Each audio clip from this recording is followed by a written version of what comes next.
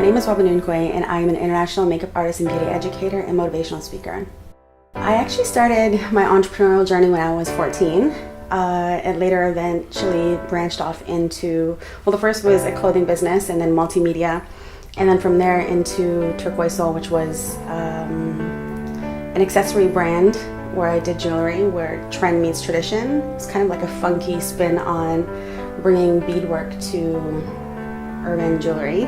And then from there, I actually got asked to do a lot of photo shoots, participate in a lot of fashion shows, and so I quickly grew an interest into makeup, into hairstyling and photography, and from there I seen a need to work one-on-one with women, and it's kind of where I found my passion, and it eventually just led to being a makeup artist.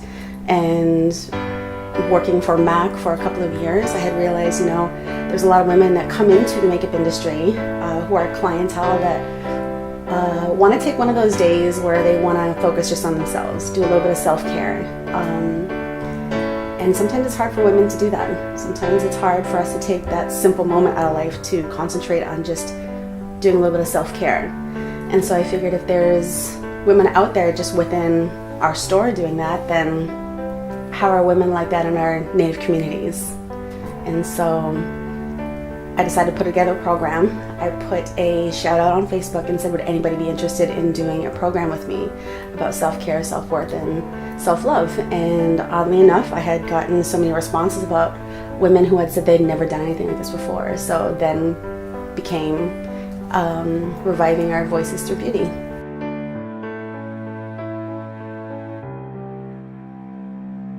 So my workshops are held predominantly in northwestern Ontario. I come to Winnipeg, Manitoba a lot. A lot of them are idealistically held in Indigenous communities, in urban areas where there are Indigenous people. I have done the US, I have done Canada, and as of recently, I've actually done Italy. We have seats of 16 to be filled, and usually they fill up pretty fast. It's nice to see a lot of women taking that moment to set aside for themselves. And so they sign up, they come to the class with no makeup on. Sometimes people are a little bit skeptical when they come in and they're shy because you're coming in with no makeup on, or you're coming in with no makeup knowledge. And so it's a good class because it kind of breaks down those barriers and we come in natural. And throughout the class we kind of insert techniques about self-love. We identify what we love about ourselves, and sometimes it's hard for women because I used to be that woman that didn't know what I loved about myself, and I used to be that woman with low self-esteem. And it's great to have somebody come in to your life to teach you about why you should love yourself, why you should see beautiful things about yourself, and why you should take that moment for self-care. We live such busy lives, it's important for us to have those moments to embrace, to remember who we are. I initially, when I put the program together, I thought it was going to be like teens to early 20s, maybe to 30s. And surprisingly enough, I've had youth as far as the age of 7 that are getting into the makeup industry and wanting to be makeup artists. And the oldest that I have received in the class are kukums, our grandmothers. I would want to say maybe about mid-50s. And that was a lot of fun. I don't think that there is a limit of age in terms of self-care, self-love, and self-worth. And so it makes me happy to know that women of all ages come to this program.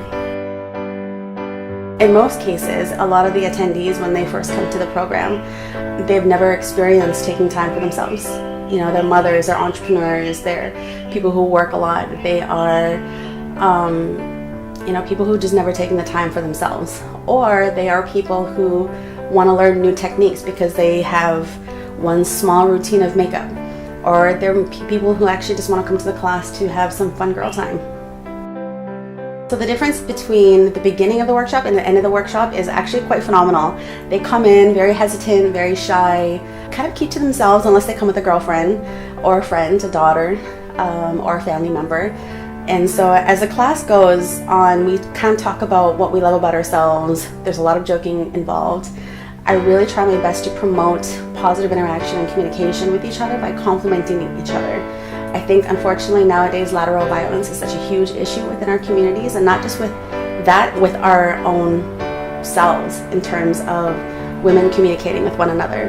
And so that's something that I really want to eliminate in my own sense. So in terms of these workshops, I really honestly truly promote positive communication.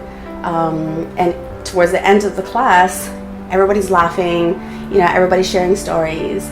There's some points where people get emotional and they say, I was never taught this type of stuff. I was never taught that it's important to take care of myself. And so the moment that they take that mirror and they look at themselves and they realize, wow, I did this, that's what makes me happy. It's those moments like that.